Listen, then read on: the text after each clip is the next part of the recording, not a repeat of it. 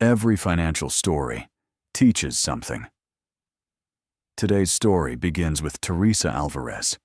Teresa was 38, a paralegal, and the kind of person who liked things buttoned up years in advance, including retirement, which was still decades away.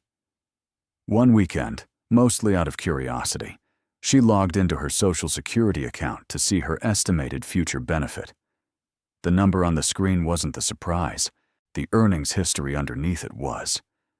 There, listed for the previous year, was a job Teresa had never had, a warehouse in a state she'd never lived in, paying wages she'd never earned, taxes withheld under her own Social Security number.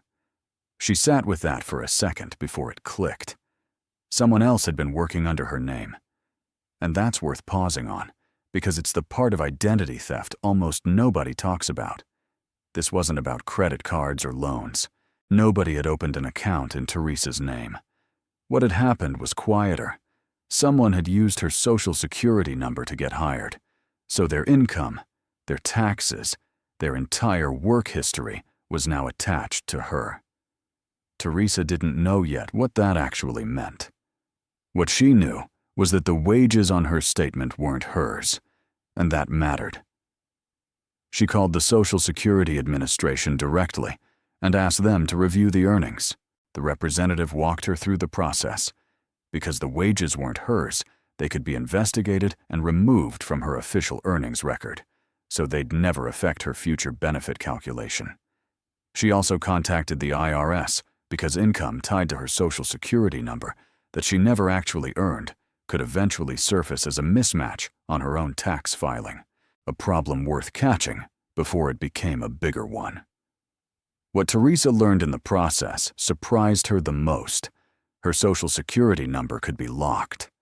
Through a free federal tool, she added a block that stops anyone, including her, from using it to verify new employment eligibility without first unlocking it.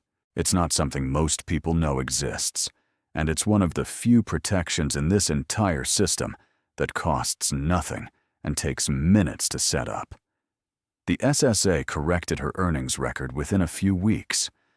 Nothing about her future benefits was affected in the end. What stayed with Teresa was simpler. She'd almost never checked that statement at all. She'd logged in for a retirement estimate, not expecting to find anyone else's fingerprints on her own work history.